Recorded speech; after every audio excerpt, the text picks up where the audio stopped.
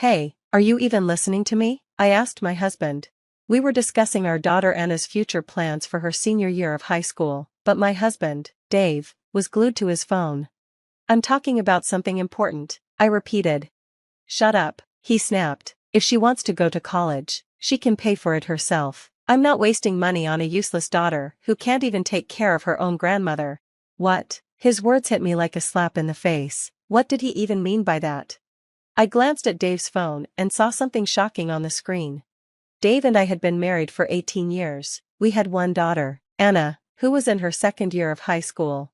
For the most part, life at home felt calm and normal. Anna was growing into a smart and responsible young woman. Did you eat well? I asked her one evening. Yeah, she replied.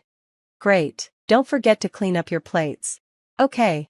I brought up her exams and plans for the future, and she reassured me. I know, Mom, I'm thinking about it. Hearing that, I felt a little relieved. I wanted the best for her and knew she'd figure things out. But there was something else that lingered in my mind, my mother-in-law, Judy. I hadn't spoken to her in years, and honestly, it was for good reason.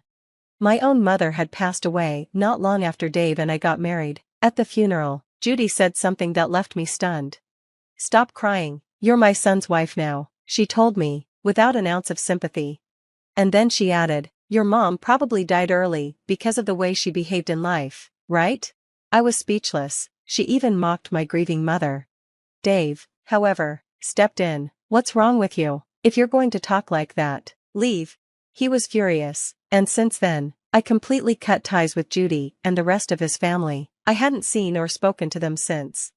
Over the years, my anger slowly faded, but I still wondered if it was right to stay disconnected. After all, Judy was Anna's grandmother. One day, we got news that Dave's father had passed away. Despite everything, I attended the funeral with Dave. Judy looked smaller and weaker than I remembered, and she was crying a lot. For a moment, I felt sorry for her. She had lost her husband, and I could see she was grieving deeply. After the funeral, Dave stayed at his parents' house for a few days to sort out inheritance matters. When he came back home, he had a request. My mom is all alone now. She's really depressed, he said. I nodded, picturing Judy sitting in that big house by herself. I think we should move in with her, Dave continued. Please.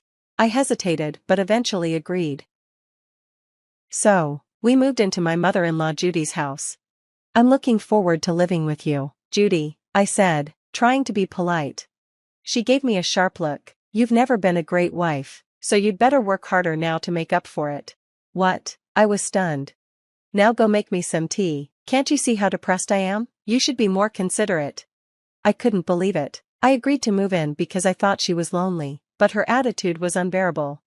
To make things worse, even though Dave and I both worked, he left all the house chores to me.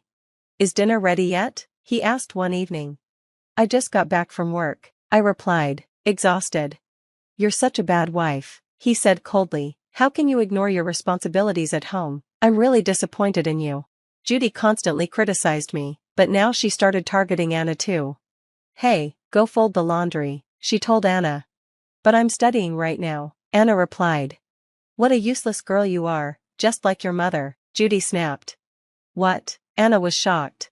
Girls should help with housework instead of wasting time studying. Huh? You're so annoying, Anna shot back. Anna, being a teenager, became more rebellious toward Judy. Studying is pointless, housework is what actually matters, Judy barked. You're freaking annoying, Anna yelled. My goodness, she's such a hopeless child, isn't she? Judy muttered. The tension between Judy and Anna kept getting worse, and I started to regret moving in. Why had I ever agreed to this? Meanwhile, Dave was being completely influenced by Judy. I'm home, Dave said one evening.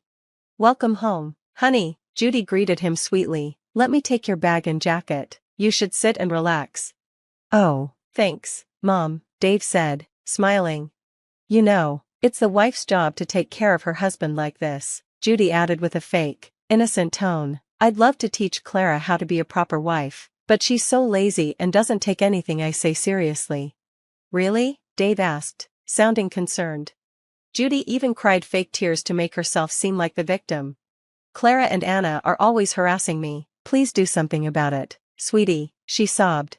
You're disgusting, harassing my own mother, Dave yelled at me, completely ignoring what Anna and I had to say. I've never harassed her. She's the one who's always crumpling up my laundry and making my life miserable. I tried to defend myself. Judy immediately fired back. I've never done anything like that. You're the one who's always complaining and harassing me. Dave, believing Judy's lies, snapped at me. How dare you talk like that? You're such a bad wife. You never take responsibility for anything, and now you're siding against my mother? Stop butting in, Judy yelled at me. You should be grateful. It's because of me you even have the life you do. Dave began yelling at Anna and me more often, always taking Judy's side no matter what. Time passed, and Anna became a senior in high school. One evening after dinner, we were sitting in the living room, talking about her future. Anna's thinking about going to college, I told Dave. She's even narrowed it down to a few schools with the program she wants. Yeah, my teacher said this one college is a great match, Anna added. But Dave was just staring at his phone, ignoring us completely. Hey, are you even listening? I asked, annoyed. Shut up, he barked. If she wants to go to college, she can pay for it herself. I'm not wasting money on a stupid daughter who can't even take care of her grandmother. What? His words stunned me. What are you even talking about? Anna shot back. I don't have any money of my own. That's so irresponsible, Dad. Oh, you have some nerve. You just depend on me whenever you need something. You're just as thick-skinned as your mother. I wonder what kind of education she gave you. What? Anna gasped, visibly hurt. Dave was getting angrier, and before I could respond, Judy chimed in. If the mother is no good, then the daughter won't be any better. A girl like her doesn't deserve anything. That's right, Dave agreed. Why should I pay for a selfish, stupid daughter like her? I couldn't believe what I was hearing. How could they call Anna selfish? We had been saving for her college all along, and it wasn't like we couldn't afford it. They were just trying to hurt us. That was the last straw. If this is how it's going to be, fine, I said firmly. I'm getting a divorce. Dave laughed bitterly. Go ahead, do whatever you want. You won't be able to afford Anna's college on your own, idiot. He glared at me and continued. I don't want a useless wife who can't take care of my family, and I don't want a stupid daughter raised by someone like you. And don't think you'll get any of our savings. That money is for my family, mainly my mother. I stood my ground and looked him in the eye. Oh, I see. Well, I hope you enjoy living in a world where your arrogance is tolerated. Dave yelled at me again, but this time, I didn't flinch. Instead, I turned to Anna and said gently, don't worry about the money, Anna, just come with me. Anna, surprised by everything happening so suddenly, stayed silent. You were going to run to your father and cry to him, weren't you? Judy sneered at Anna. He must be so annoyed with you, always depending on him at your age. Then again, I guess it makes sense. He's the one who raised you to be his idiot daughter. Anna glared back at her grandmother. You get angry when someone insults your family, but you don't think twice about speaking badly about other people's families. You're such a hypocrite. Hearing that, Anna seemed to have a moment of realization. Let's go, Anna, I said firmly.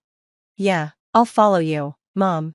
With that, Anna and I left Judy's house. For the time being, we decided to stay with my parents. A few days later, I contacted a lawyer to start the divorce process. I sent a formal letter of intent to Dave. Not long after, Dave showed up at my parents' house. What are you doing here? I asked as I opened the door. I'm sorry, he blurted out. I sincerely apologize. I don't want a divorce. Please, come back home. He looked pathetic, clinging to me with a desperate expression.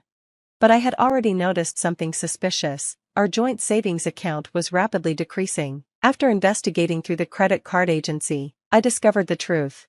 Dave had been spending money at hostess clubs. He was preparing for the divorce and, apparently, had proposed to one of the hostesses there. He had even said to her, I'm going to divorce my wife, so marry me. Huh? What are you talking about? The hostess had replied. I truly love you. I can make you happy, Dave insisted. No thanks. I'm not really looking for that, she said, turning him down. When she rejected him, Dave became relentless. He stalked her and kept harassing her, which eventually led to him being banned from the club and blocked from contacting her. Still, Dave wouldn't give up. He waited outside the club to catch her. I'm serious, please listen to me. I have to go to work, she said coldly. Just give me 5 minutes, please. I'm in a hurry, she replied, brushing him off. When Dave's colleagues saw him loitering near the club repeatedly, word got back to his workplace. His boss called him in for questioning.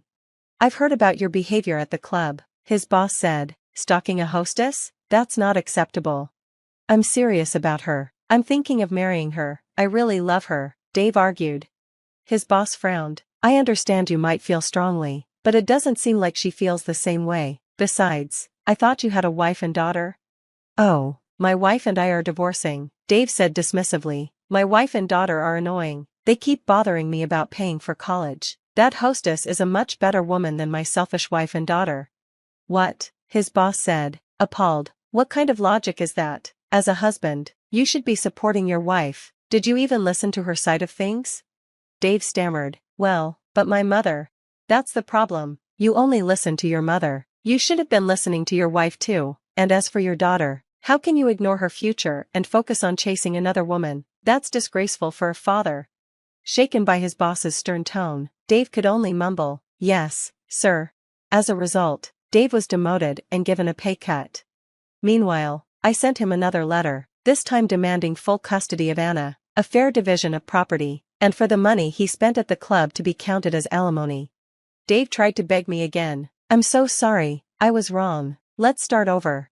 Even if we don't divorce, you still have to pay back the money you wasted behind my back, I said calmly.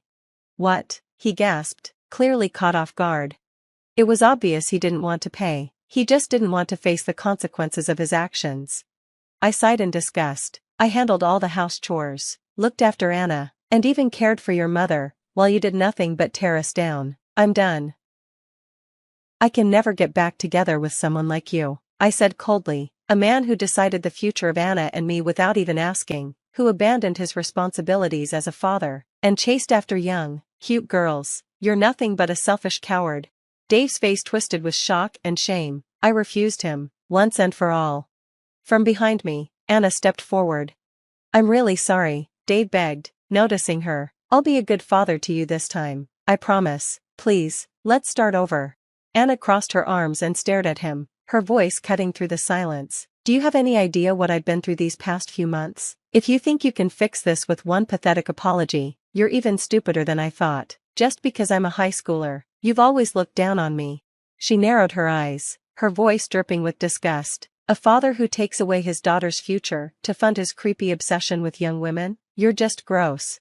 Dave's shoulders slumped as her words hit him like a slap. For the first time, it seemed he understood how completely he had failed us both. He said nothing and walked away, his head hanging in defeat. After that, Dave spiraled into depression. The hostess he had been obsessed with rejected him yet again, disgusted by his persistence. I can't stand middle-aged men who confuse fantasy with reality, she reportedly told him before cutting all contact for good. With no one left to turn to, Dave finally paid the money I had demanded, to cover the alimony and the funds he wasted at the club. He had to dip into his inheritance from his late father, but even that wasn't enough, and the rest was arranged in monthly installments. The alimony, child support, and his reduced salary left Dave barely scraping by. His once comfortable life had become a lonely, exhausting struggle. One day, Judy came to my parents' house, uninvited and furious. You've ruined everything, she screamed at my front door. You've made my life miserable. I forgive you for all of this, so you should forgive my son and come back home. I was fed up. I stepped outside, meeting her wild eyes with calm resolve. Forgive your son? I said firmly. I'm not his wife anymore, and if you keep harassing me, I'll file a formal claim for the emotional abuse you put me through when we lived together. I've kept records of everything. Judy's face turned red with anger. How dare you talk to me like that? Dave arrived then, looking annoyed and exhausted. Mom, what are you even doing here? I'm trying to get your stubborn wife back in line, Judy shouted. She's not my wife anymore, and you're making things worse for me, Dave snapped. For the first time, he stood up to his mother. Frustrated and embarrassed, Dave decided to put Judy in a care facility. The cost of her care, combined with the alimony and child support, made his life even harder. Now, he was stuck doing all the housework himself and living a lonely, regretful life. Another tough month, he muttered to himself as he struggled to make ends meet. Meanwhile, Anna and I found peace. Life at my parents' house was calm, and Anna poured all her energy into preparing for her college entrance exams. One evening, as I placed dinner in front of her, she smiled at me. "Why don't you take a break, Mom?" "Thanks," I said, sitting down beside her. "I've been meaning to eat. It smells so good." Anna nodded, her eyes filled with determination. "You've been working so hard for me, but don't push yourself too much. I'm your daughter, after all, and since you don't have great luck with men, I'm going to become an independent woman who never has to rely on anyone else." I laughed at her teasing tone. "Oh, is that so?" "Yep," she said with a grin. "I'll make sure to build a life I can be proud of." And as I watched my daughter chase her dreams, I silently promised to always support her, no matter what. Her happiness, her future, it meant everything to me.